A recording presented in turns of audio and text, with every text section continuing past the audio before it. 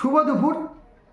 যেদিন থেকে নবম দশম শ্রেণীর রেজাল্ট আউট হয়েছে, কল ফর ভেরিফিকেশন এর নোটিফিকেশন এসেছে, সেদিন থেকে আমাকে আমার গ্রুপগুলো থেকে অনেকজন আমাকে SMS করেছে যে স্যার, নবম দশম শ্রেণীতে ফ্রেশার্সদের সুযোগ কতটা।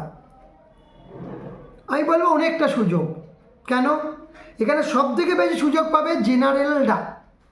জেনারেলে যেমন ডাক পাওয়াটা SLSTতে এই বছরে অসম্ভব, কারণ ইংরাজিতে 70 কাট অফ, বাংলাতে 69 কাট অফ, ইতিহাসে 69 কাট অফ, ভূগোলে 67 কাট অফ।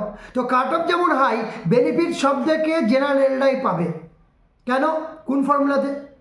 প্রথমে তো বলে রাখি, ধরেন কোনো টিচার যারা নবম দশম নাম আছে কাদা রাজনীতি তার ভেরিফিকেশন করে চলে এসেছেন, দু জায়গায় যাদের নাম আছে, তারা আগে 15 জানুয়ারির মধ্যে নবম দশম শ্রেণীর 11-12-এর স্কুল অ্যালটমেন্ট হয়ে যাচ্ছে, তারা ওইখানে স্কুলে জয়েনিং করে যাবে। তারা নিশ্চয়ই নবম দশম শ্রেণীতে আর কল ফর ভেরিফিকেশনে ঠিক আছে যাবে, কোনো সমস্যা নেই, যাক। কিন্তু স্কুল যখন অ্যালটমেন্ট হবে, তারা ইন্টারভিউ দিয়ে আসবে, স্কুল ভেরিফিকেশনে ওনারা আর স্কুল চয়েস করবেন না। কেন করবেন? কী জন্য করবেন? কেন ওখানে যদি 43,000 টাকা 9-10-এ মাইনে, আর 11-12-এ মাইনে হয়েছে 53,000 টাকা, 10,000 টাকা মাইনে ডিফারেন্সে নিশ্চয়ই জয়েনিং করবে না। তো এই বেশিরভাগ টিচারটা ঢুকে আছে কোথায়? জেনারেলে ঢুকে আছে। তো জেনারেলটা সব থেকে বেশি বেনিফিট পেলে এখানে। এবং যদি সাপোজ বলছে, আমার একটা বন্ধুর নাম হচ্ছে, সাপোজ বলছি উত্তম জিওগ্রাফি যদি বলি, জিওগ্রাফিতেও SC ক্যাটাগরিতে ডাক পেয়েছে, মেল ফিমেলে ডাক পেয়েছে। ও যত ভালো ইন্টারভিউ দেখ, ও আর জেনারেল হতে পারবে না, যত ভালো ইন্টারভিউ দেখ। তাহলে এবার জেনারেল যদি না হতে পারে, তাহলে জেনারেলের থেকে বেশিরভাগ টিচাররা যদি 11-12-এ চলে যায়, তাহলে জেনারেলটা বেনিফিট পেল। তাহলে জেনারেলটা গোটা সিস্টেমের মধ্যে যেমন চাকরি পাওয়াটা ইজি, যেমন ডাক পাওয়াটা কঠিন ছিল। এবং ক্যাটাগরিতে যারা আছেন তারা একটু চাপে থাকবেন। কী জন্য? কোন ফর্মুলাতে? দেখেন, বেশিরভাগ টিচার আছে SC ST OBC, এনারা সবই কিন্তু জেনারেল ক্যাটাগরিতে 10 নম্বর যোগে জেনারেল ক্যাটাগরিতে আছেন এই মোমেন্টে। মেল ফিমেলে আছেন এবং জেনারেল ফিমেলে আছেন। একটা SC মহিলা, সাপোজ বলছি পূজা দাস জেনারেল ক্যাটাগরিতে 10 নম্বর যোগ হয়ে ডাক পেয়েছেন। তো ওনার নাম থাকবে 4 জায়গাতে। কী করে 4 জায়গায়? জেনারেল মেল ফিমেলে থাকবে, ফাইনাল লিস্টের সময় বলছি, ফাইনাল লিস্টে জেনারেল ফিমেলে থাকবে, SC মেল ফিমেলে থাকবে, SCর ফিমেলে থাকবে, 4 জায়গায় থাকবে। কিন্তু র্যাঙ্কটা ভ্যারি করবে। জেনারেলে যদি তার নাম 400 থাকে, জেনারেল মেল ফিমেলে হয়তো 300 থাকবে, আবার SCর মেল ফিমেলে হয়তো 200 থাকবে, SCর ফিমেলে হয়তো তার নাম 100 থাকবে। আপনি নিজে বলুন তো, কোন স্কুলটা সে আগে চয়েস করবে? নিশ্চয়ই তার ক্যাটাগরি থেকে এই স্কুলটা তাতে চয়েস করে নেবে।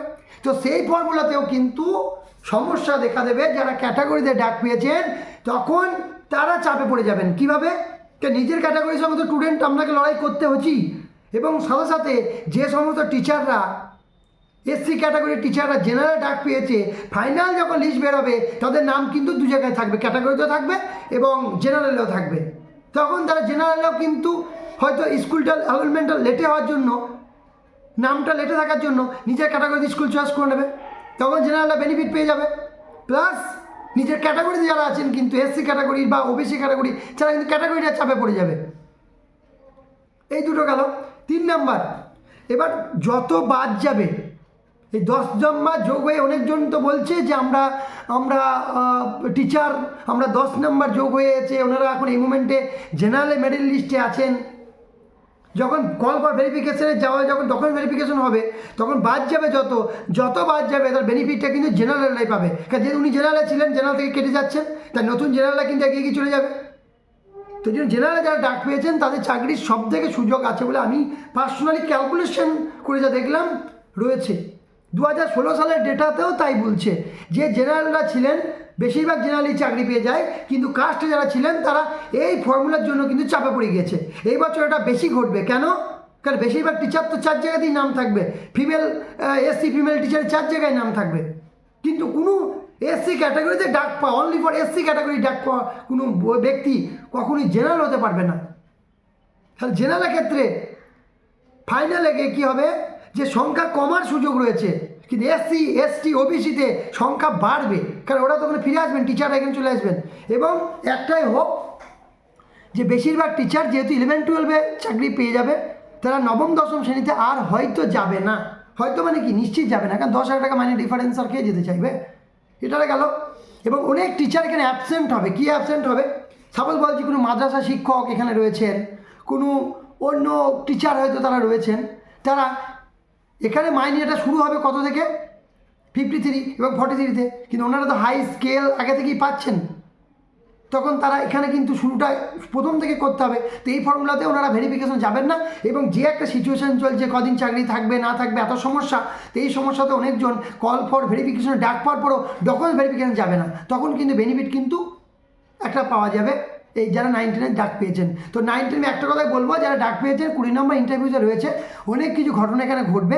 নিজের বেস্টটা দিয়ে ইন্টারভিউটা দেন, আর ডেমো তো অসুবিধা নেই, নিজের পছন্দ মতো একটা ডেমো দেন, এবং ডেমো থেকেই কিন্তু বেশিরভাগ কোশ্চেনগুলো হবে। তো সেগুলোর প্রিপারেশন নেন, স্কুল রিলেটেড 2-4টে প্রশ্ন রেডি করুন, আশা করি ভালো হবে, এবং হোপ ফর দ্য বেস্ট, এটাই বলবো। আর জেনারেলদের কিন্তু অনেকটা সুযোগ রয়েছে, ক্যাটাগরিতে একটু প্রবলেম অবশ্যই হবে, তাহলেও বলছি যে ইন্টারভিউটা দেন না, গিয়ে অনেকটা এগিয়ে চলে আসবে ইন্টারভিউ ভালো দিতে পারলে। ঠিক আছে ভাই, কোনো প্রশ্ন থাকলে অবশ্যই বলবেন, উত্তর দেওয়ার চেষ্টা করব।